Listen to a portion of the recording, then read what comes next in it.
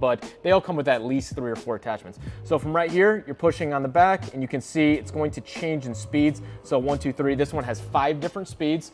And little test on the quad. Obviously, this is going to give a good amount of treatment right to a specific area, as all of them do. But sound test, let's go up to the heaviest one, which is level 5, up to the mic.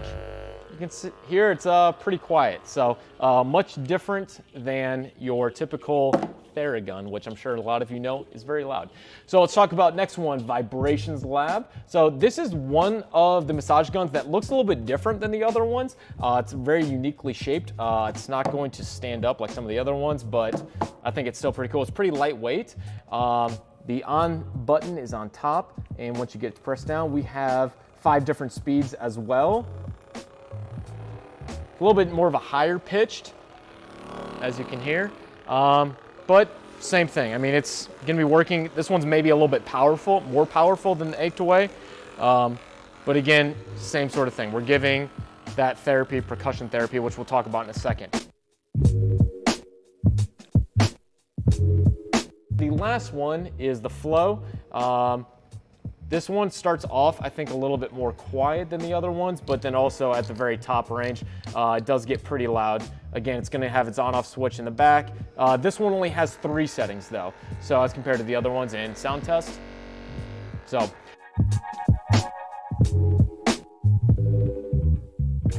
Here's the big thing to discuss with all of them.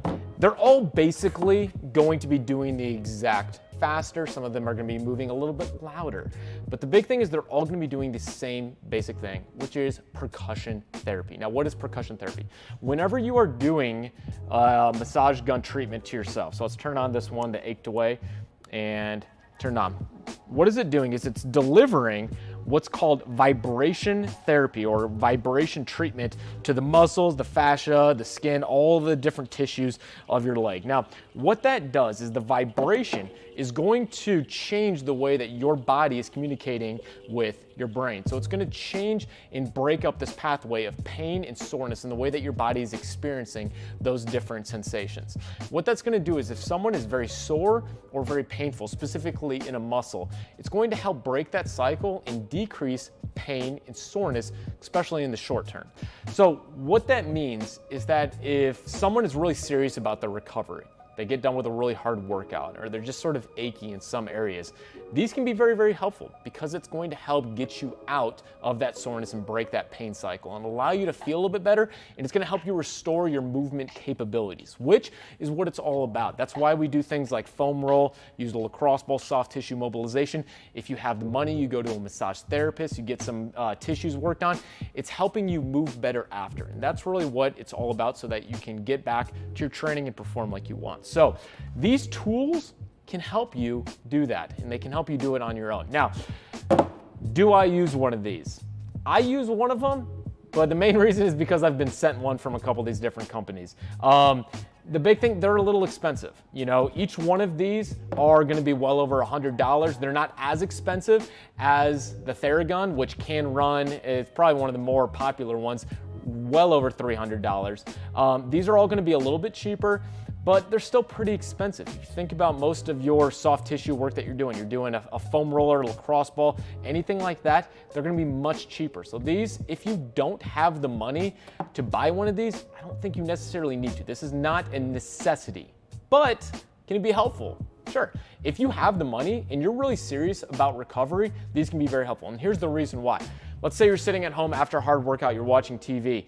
You can use one of these to help kick. Don't use it over the AC joint, the spinous processes of the vertebra, or the bony ridge of your shoulder blade. I'd recommend keeping to the lower part of your neck too, because using the massager in the upper part of the neck tends to cause too much head vibration. The most important place to focus on is here, because this is where the knots tend to form in the neck and shoulders. Using the massager on this neck zone can also loosen restricted spinal joints and rib joints, which is very handy because joint restriction is a very common cause of shoulder tension. But in general, work this whole area to cover all the important muscles. Tips. I find the foam ball the best for the neck and shoulder area. If you're more sensitive though, you can use the hollow head because this will dampen the vibration a bit.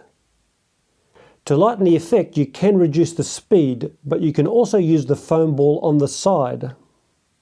Don't press too hard, just the weight of the machine is usually enough. Keep your head and chin up, not forward. This will soften the muscles so it doesn't vibrate your brain too much. Use your opposite hand so that the side that you're working on is relaxed. Or support your elbow with your opposite hand, which is the way I prefer to do it. The first time you use a pulsating massager in an area, just use it for 30 seconds to 1 minute on each side, just in case it's more inflamed than you think, or your head is sensitive to the vibration. The next day you can increase the time to a few minutes on each side if you want.